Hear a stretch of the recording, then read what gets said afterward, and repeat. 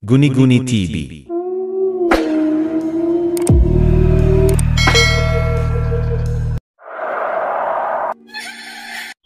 Magandang araw po sa inyong lahat.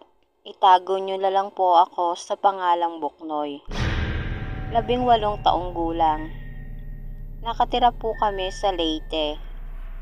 2017 nang namatay ang lola namin. Tatay po ito ni Papa. Mag-isa lang po ang lolo ko na nakatira sa kanyang bahay. Lahat ng anak ng lolo ko ay may mga asawa na. At halos lahat sila ay magaganda ang buhay at may sarili-sarili silang bahay at lupa. Si Papa lang ang walang lupa at bahay. Ang lupa niya kasing ibinigay sa kanya ng kanyang mga magulang ay binenta niya.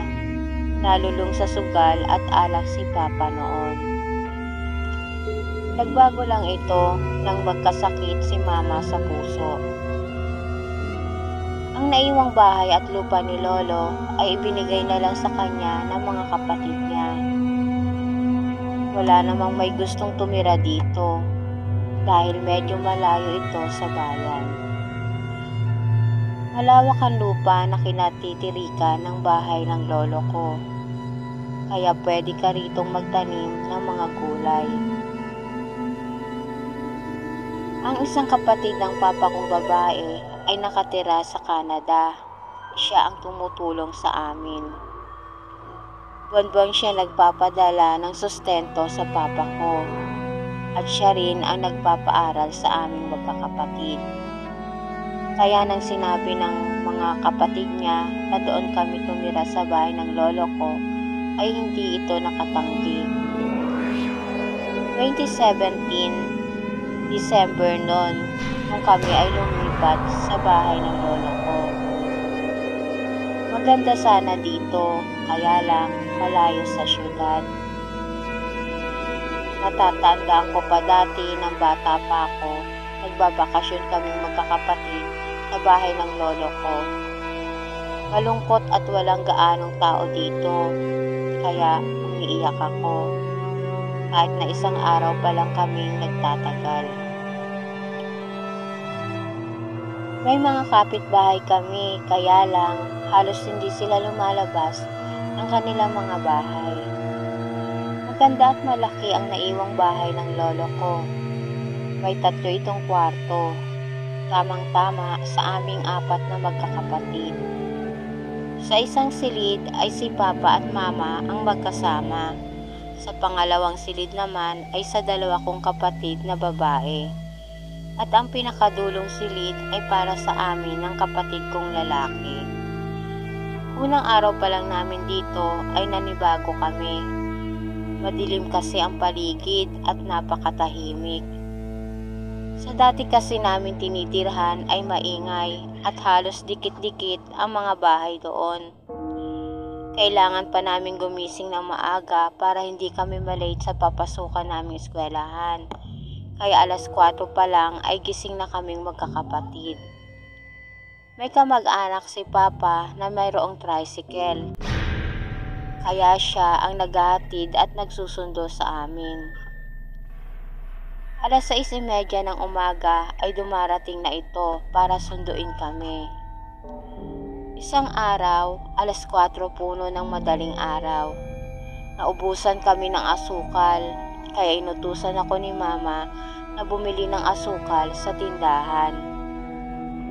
Hindi naman gaanong kalayuan ang tindahan sa amin, kaya lang madilim pa sa labas.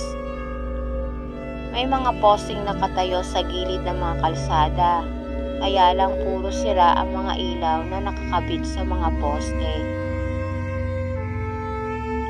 Nagpasama ako sa kapatid kong babae. Habang naglalakad kami, ay may nakatayong isang matandang babae. Ang haba ng buhok nito at ang sama nitong makatingin. Natakot kaming magkapatid, kaya nagmadali kaming maglakad. Nang malapit na kami sa tindahan, ay nakaramdam kami na parang may sumusunod sa likuran naming magkapatid. Lumingon ang kapatid ko kaya napalingon na rin ako sa likuran namin. Pero wala namang tao. Hanggang sa nakarating na kami ng tindahan. May babae na nakaupo sa gilid ng tindahan. Laking gulat namin ng kapatid ko. Ang matandang babae na nakatayo kanina ay ang nakaupo sa gilid ng tindahan. Nakangiti ito sa amin at ang ngiti nito ay parang kakaiba. Kaya mabilis kong binigay ang bayad ng asukal sa tindera at mabilis kaming naglakad ng kapatid ko. Habang naglalakad kami pauwi ay may nasalubong kaming itim na pusa. Nagliliwanag ang mga mata nito at parang gusto kaming sakmalin ng kapatid ko. Nagulat na lang kami nang may isa pa palang pusa na nasa gilid namin. Gusto rin kaming sakmalin nito. Napaiyak na sa takot ang kapatid kong babae. Ako rin naman ay takot din ng mga oras na yon. Nabigla na lang kami ng kapatid ko na nag-away ang dalawang pusa. Parang may pinag-aagawan na masarap na pagkain. Kaya nakakuha kami ng tiyempong makatakbo. Dahil sa takot, hindi na namin namalayan ng kapatid ko na iba na pala ang lugar na napuntahan namin. Madilim pa rin sa paligid ng mga oras na yon. Kaya sinabi ko sa kapatid ko na hintayin na lang namin lumiwanag bago kami umuwi. Baka pag naglakad pa kami ng naglakad ay baka lalo kaming maligaw. Hindi pa naman namin alam ang lugar na yon. Habang nakatayo kami ay may narinig kaming mga kaluskos. Kaya naghanap kami ng kapatid ko ng matataguan. Napasigaw kaming dalawa nang makakita kami ng kalahating katawan na putol. Kaya napatakbo uli kami sa takot. Sa pagtakbo namin ay nagkahiwalay kaming dalawa ng kapatid ko. Takot na takot ako ng mga oras na yon para sa kapatid ko. Naisip ko na baka kung saan na siya napunta. 12 anyos pa lang siya, baka mapahamak ito. Nang nakarinig ako ng napakalakas na sigaw, boses ito ng kapatid ko. Agad akong tumakbo para puntahan kung saan ito nanggagaling.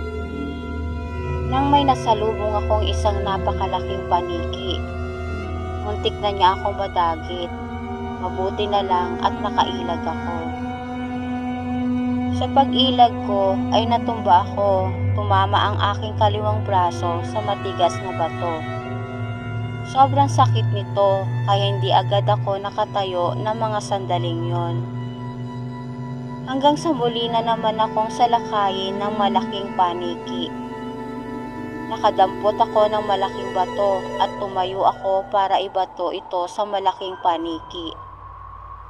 Habang papalapit sa akin ang malaking paniki ay napagmasdan ko kung anong klaseng nilalang ito.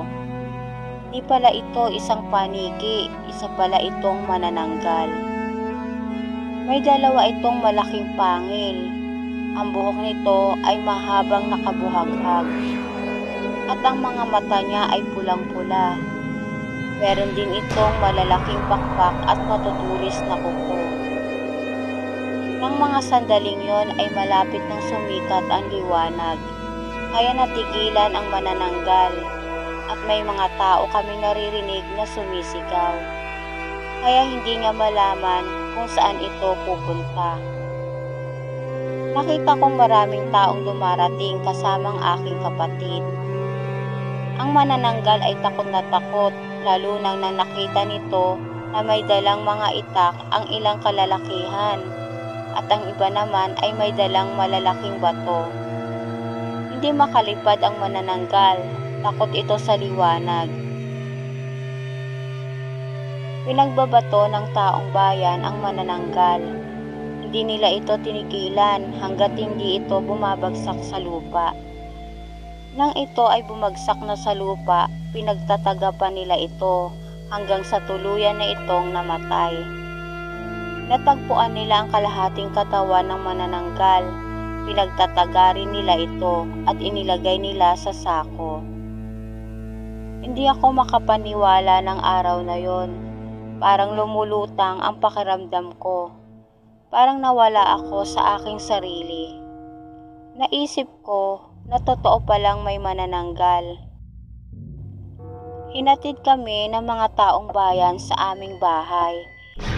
Si Mama at Papa ng panahon na yon ay humingi sila ng tulong para hanapin kaming magkapatid.